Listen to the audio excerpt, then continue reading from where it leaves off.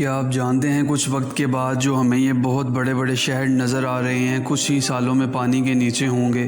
آخر وہ کون سی وجوہات ہیں جن کی بنا پر یہ شہر سمندری حیات کا گھر بن جائے گا اور ہم چاہتے ہوئے بھی کچھ نہیں کر سکتے؟ ساتھ ہی ساتھ جانتے ہیں اگر کلائمیٹ چینج کے لیے ابھی سے حفاظتی اقدامات نہ کیے گئے تو 2030 میں ہمیں کن مشکلات کا سامنا کرنا پڑ سکتا ہے۔ So welcome to my YouTube channel wonder facts. آج کی ویڈیو بہت ہی انٹرسٹنگ ہونے والی ہے، تو بڑھتے ہیں اپنی ویڈیو کی طرف۔ اس وقت دنیا کا سب سے خطرناک مسئلہ کلائمیٹ کی چینجنگ ہے۔ دنیا بھر کے لیڈر مل کر اکارڈ سائن کر رہے ہیں، پالیسیز بنا رہے ہیں، لاکھوں عوام اپنی گورنمنٹس کو پریشرائز کر رہی ہیں، لیکن اس کے باوجود کلائمیٹ میں کوئی خاطر خواہ چینج نہیں آ رہا۔ کلائمیٹ چینج نے سب سے زیادہ نقصان اٹھانے والے 20 ممالک میں بدقسمتی سے پاکستان بھی شامل ہے، جس کے پاس ان حالات سے بچنے یا نمٹنے کے لیے حفاظتی اقدامات موجود نہیں ہیں۔ وہاں لگتی رہی تباہی نے یہاں گھر کر لیا، مغرب ترقی کرتا رہا اور خمیازہ پاکستان کو بھگتنا پڑا۔ یورپ اور امریکہ میں صنعتوں سے خارج ہونے والا کاربن پاکستان کے لیے پوائزن کا روپ دھار گیا۔ پاکستان کو یہ خطرات محل وقوع کی وجہ سے ہیں۔ ہمارا پڑوسی بھارت جو اسلحے اور میزائلوں کی ریس میں سرپٹ گھوڑوں کی طرح دوڑ رہا ہے، بھارت سے کاربن کا اخراج 2500 سے بھی زیادہ ہے، جبکہ امریکہ کی بات کریں تو 5000 فیوٹو سے زائد کاربن کا اخراج کرتا ہے۔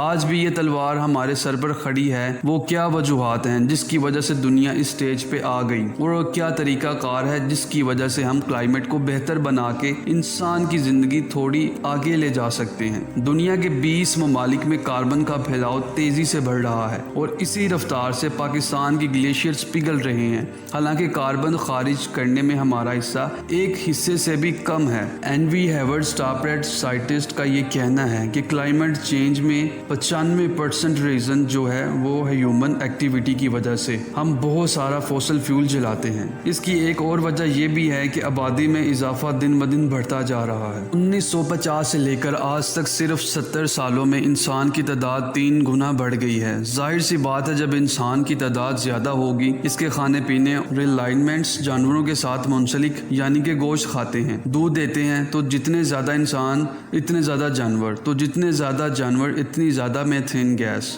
اور میتھین گیس جو ہے وہ ایٹماسفیئر میں جا کر پھنس جاتی ہے، اور تمام گیسز سن لائٹ سے مل کر ہمارے ایٹماسفیئر میں انٹر ہوتی ہیں، تو تمام گیسز گرم ہو جاتی ہیں، جس کی وجہ سے ارتھ کا ٹمپریچر وارم ہو جاتا ہے، جس کو کہتے ہیں گرین ہاؤس ایفیکٹ۔ 1800 سے لے کر آج تک صرف 1 ڈگری ٹمپریچر بڑھا ہے یا 1.5 ڈگری، لیکن یہ 21ویں صدی تک تو شاید کوئی مسئلہ نہ تھا، لیکن مسئلہ یہ ہے کہ یہ ٹمپریچر 2030 تک بہت زیادہ حد تک بڑھ جائے گا، یعنی ہمارے پاس صرف 7 سال ہیں اس کو کنٹرول کرنے کے لیے۔ ہمارے ایٹماسفیئر میں کاربن ڈائی آکسائڈ کی ریشو 0.03% تھی، جو کہ بڑھ کر اب 0.04% ہو گئی ہے۔ سننے میں تو صرف آپ کو یہ چھوٹا سا نمبر لگ رہا ہوگا، لیکن اگر اسی سپیڈ سے کلائمیٹ میں تبدیلی آتی رہی تو بہت جلد ہم تباہی کے دہانے پر ہوں گے۔ لیکن اس کلائمیٹ چینج کے مسئلے کو حل کرنے کے لیے ہمارے پاس صرف 2 جنریشنز کا ٹائم رہ گیا ہے۔ یا تو یہ مسئلہ ہم حل کریں یا تو یہ مسئلہ ہمارے بچے حل کریں گے۔ اگر وہ بھی نہ کر پائے تو شاید ان کے بچے یہ دنیا نہیں دیکھ سکیں گے۔ پاکستان ان 20 کنٹریز میں سے جو سب سے زیادہ نقصان اٹھائیں گے۔ آج بھی ہماری 50% آبادی ایگریکلچر سے منسلک ہے، اور ٹیکسٹائل انڈسٹریز جہاں سب سے زیادہ پاکستان کے لوگ صنعت کاری کرتے ہیں۔ ان دونوں انڈسٹریز میں پانی کا بڑا استعمال ہوتا ہے۔ مثال کے طور پر آپ جو ایک ٹی شرٹ ریگولر یوز کرتے ہیں، اس پر بھی سینکڑوں لیٹرز پانی استعمال کیا گیا ہوتا ہے، اور ایگریکلچر کو ایک اچھا پانی کا نظام، اچھی سن لائٹ چاہیے، ایک بہتر موسمی حالات چاہیے، لیکن جب موسم ہی صحیح نہیں ہوگا، جب کلائمیٹ ہی صحیح نہیں ہوگا، صحیح پروڈکشن نہیں ہو سکے گی۔ جیسا کہ اس سال ہم نے دیکھا کہ پروڈکشن پچھلی دفعہ سے اس دفعہ 60% کم ہوئی، اور یہ ہر سال خراب سے خراب ہوتا جائے گا۔ لوگ سڑکوں پر آ جائیں گے، اور جب لوگ سڑکوں پر آ جائیں گے سری لنکا والا حال ہو جائے گا، تو پھر نیشنل سیکیورٹی تھریٹ بن جائے گی، اور جب نیشنل سیکیورٹی تھریٹ بن جائے گی تو یہ پھر کون سی پارٹیز اپوزیشن کچھ کر سکیں گی؟ عوام سڑکوں پر آ جائے گی تو پھر کوئی روکنے والا نہیں ہوگا۔ گرین ہاؤس کی بات کریں تو ہیٹ ویوز ہر سال پاکستان میں زیادہ سے زیادہ بڑھتی ہی جا رہی ہیں، لیکن دنیا بھر میں گرمی کے ساتھ ساتھ سردی بھی زیادہ بڑھتی جا رہی ہے۔ انٹارکٹیکا ریجن کے بعد جو سب سے زیادہ گلیشیئرز ہیں وہ ہمارے پاس ہمالیہ میں موجود ہیں۔ جب وہ میلٹ ہونے لگے تو پورے پاکستان میں فلیش فلڈ آئے گا۔ جب فلیش فلڈ آئے گا تو ایگریکلچر تباہ ہوگا، ایگریکلچر تباہ ہوگا تو فوڈ سیکیورٹی کی بات الرٹ ہو جائے گی۔ مثال کے طور پر مغرب سمیت دیگر ملکوں کی جانب سے ترقی کی دوڑ نے قدرت کے نظام کو اس قدر متاثر کیا، ہرا بھرا پاکستان حال ہی میں تاریخ کے بدترین سیلاب میں ڈوب گیا۔ قیامت تیز نوعیت کی سیلاب نے پاکستان کی 1/3 حصے کو شدید متاثر کیا، تقریباً 150 کلومیٹر بڑی جھیل کی شکل اختیار کر لی۔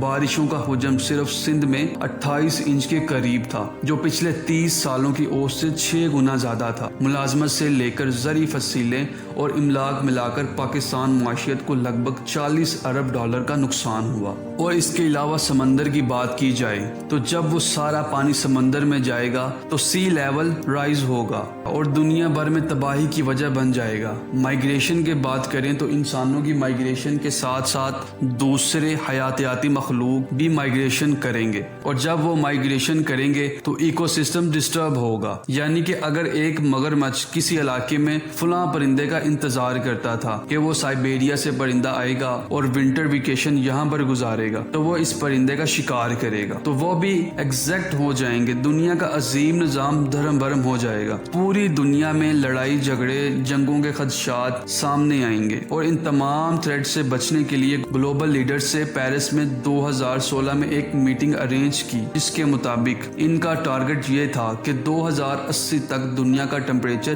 12% کے درمیان لے آئیں گے۔ لیکن اب دیکھیں تو اس میں کوئی خاطر خواہ کام نہیں ہوا۔ دنیا کے CO2 ایمیشنز اور CO2 لیولز اور تیزی سے اور زیادہ بڑھنے لگے، کیونکہ بہت ساری کنٹریز نے اس کو سیریس نہیں لیا۔ پوری دنیا میں رشیا اور چائنا، جہاں یہ بہت زیادہ فیکٹریز ہیں، انہوں نے اپنے کاربن ایمیشنز لو کرنے کی ٹارگٹ اتنے لو رکھے تھے کہ ان پہ الزام ہے کہ انہوں نے اس کو سیریس نہیں لیا۔ پولینڈ اور ترکی نے اپنے ملک میں کول پاور پلانٹس لگانا شروع کر دیے۔ اس کے برعکس ہم دیکھتے ہیں کہ پاکستان نے CO2 ایمیشن 30% کم کرنے کا چیلنج لیا تھا، اور ساتھ ہی ساتھ بلین ٹری سونامی جو تھا وہ بھی اسی پلان کا حصہ تھا۔ لیکن ہم بہت سارا ڈرنک واٹر مس کر جاتے ہیں۔ کتنا گلیشیئر ہے ہمارے اوپر، وہاں سے سارا پانی نکل جاتا ہے، اس کو سٹور نہیں کرتے کیونکہ ہمارے کوئی مینجمنٹ سسٹم ہی نہیں۔ ہم ان چیزوں سے کنارہ کر جاتے ہیں۔ ہمیں چاہیے رائزز انرجی سورسز کا استعمال کریں۔